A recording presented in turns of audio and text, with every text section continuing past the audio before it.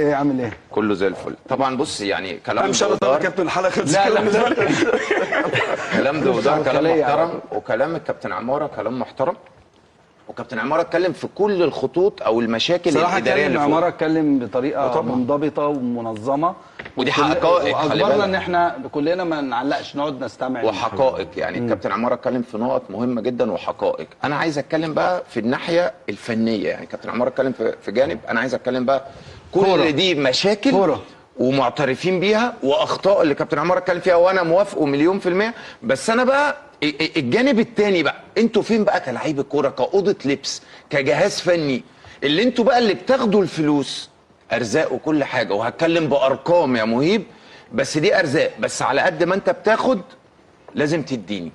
رقم واحد لعيبه الاهلي، انا يمكن انا جاي محضر، وده اللي انا هقوله ده لسان حال جماهير الاهلي في الشارع اللي بتقابلني. مش عايز اقول لك بقالي يومين طول ما انا بقعد في القهوه، انا راجل من حلوان منطقه شعبيه، بقعد في قهوه بتفرج مع اصحابي، الناس كلها تقول لي لما تطلع مع الكابتن مهيب وصل رسالتنا. انا بوصل النهارده رساله عشان صوتي يوصل للعيبه النادي الاهلي. يمكن مره اتكلمت وصوتي وصل وخدوا بيه. لعيبه النادي الاهلي مع احترامي ليكم النهارده واحد واحد، اولا بتلعبوا من غير روح ولا نخوه ولا ممكن ابقى قاسي شويه، بس ده الواضح. اتنين، امام عاشور، حضرتك زعلان ليه وانت نازل؟ ليه قلب لنا وشك كده احنا هنتهدد؟ ياما اشدنا بيك، وانا اشدت بيك في برنامج اللعيب، وكل الناس بتقول من احسن لعيبه في مصر، بل انت احسن لعيب في مصر. لكن لما بتخطئ او بيحصل حاجه لازم ننتقدك، وده دورنا في الاعلام. فانت ليه زعلان؟ النهارده اللعيب الكبير لما يقعد لا ينزل يقول انا اهو. محمد صلاح ما بيقعد احتياطي، الماتش اللي بعده نزل كسر الدنيا، احرج سلوت. ابو تريكه كان بيقعد احتياطي وبينزل يكسر الدنيا. بركات، ما احنا كلنا قعدنا، كل النجوم اللي قاعده في الاستوديو دي قعدت احتياطي. ايه المشكله؟ كابتن بن شرقي انت النهارده جاي، انا حاسس انت جبت لنا النحس، انا اسف، من هناك وجيت. لا لا لا لا لا ده لعيب كبير. لعيب كبير. بس بقى لا قطر يعني.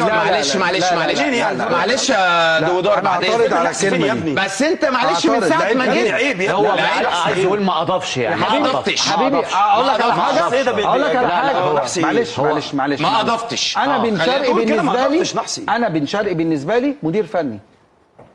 مدير فني او انت مدير فني. انا بقى عايز اقول لك، لكن عندي لعيب كبير، عندي لعيب بيصنع الفارق، نزل في ثانيه غربل اللعيب اللي قدامه. لا لعيب كبير. وبعدين بن شرقي لعيب كبير، وبعدين بالظبط كده. برافو عليك. بن شرقي انت مش موظفه صح. انا عايز اقول لك مفاجاه، ان بن شرقي قال لواحد صاحبنا هو بالنسبه له بيعد الايام عشان يمشي من النادي الاهلي. انا معاك، هو مش عايز. انا ما اعرفش الكلام ده. بن شرقي مش مرتاح في النادي الاهلي. قال له وقلت لي، وقال لك الكلام ده ما اعرفش بيه هنا يا جماعه. انا بتكلم في الوقت الحالي. انا بتكلم يا كابتن عماره في الوقت الحالي، ولا يوم من ايام الزمالك. انا معاك. هو لعيب كبير، مفيش اي اختلاف عليه، لكن انا يا جماعه بتكلم في الوقت الحالي يا كابتن عماره. انت دلوقتي اللعيب الكبير اللي يكسبني، ما انا هقعد اقول ايه؟ ما هو معتز زينو كان لعيب كبير وياما جاب اجوان.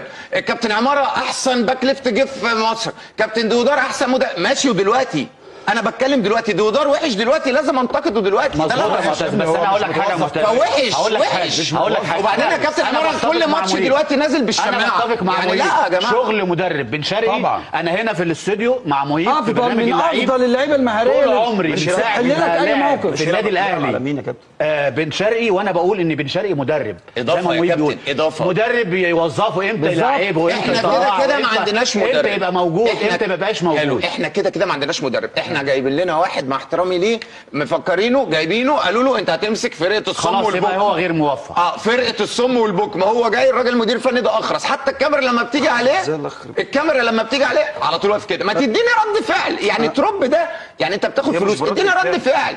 اتكلم مع اللعيبه. انت بتحفظهم ايه؟ انت راح تديهم 4 ايام في يومين في 6 ايام عشان تروح شرم الشيخ ولا الغردقه؟ ما احنا هنتكلم دغري. فانتوا فين؟ طيب. عايز اتكلم على واحد بس. الراجل ده ما اتكلمش. ما الراجل ده راجل محترم وكسبان امبارح، هنحتفل بيه. احنا خلينا في البلوه اللي عندنا. ايوه احنا عندنا بلوه. الراجل ده كسبان مش هيقول حاجه، لكن احنا عندنا بلاوي. ليه؟ ما عنده الزمالك هيقول على الزمالك. خط الديفنس مع احترامي بقى، اول مره اشوف يعني بعد مع احترامي وائل جمعه احسن مدافع افريقيا، ابراهيم سعيد، هاني رمزي، كمونه، الناس دي كلها يعني شادي محمد، ياسين مرعي يا جماعه مع احترامي ليك لعيب كويس وكل حاجه. انت ليه عمال تهاجم في اللعيبه بالاسماء؟ ما هو يا جماعه هم دي اللي هتنقطنا. يا مهيب خليه يكمل لان هو بيتكلم في نقطه مهمه جدا. يا جماعه مشيت رامي ربيعه ومحمد عبد المنعم، مش عايز تديله 50 مليون او 60 مليون ومحمد عبد المنعم، وجبت 6 لعيبه في المكان ده مش كويسين. صح كابتن مهيب، انت لما تمشي هات واحد على قد المسؤوليه. لما مشي الكابتن عماره اجيب جilberto، لما مشي دودار اجيب محمد عبد المنعم، لما مشي اوسا اجيب الحضري، هي لما مشي اينو اجيب حسام عاشور، اجيب رابسو. طب هو مهيب عارف ان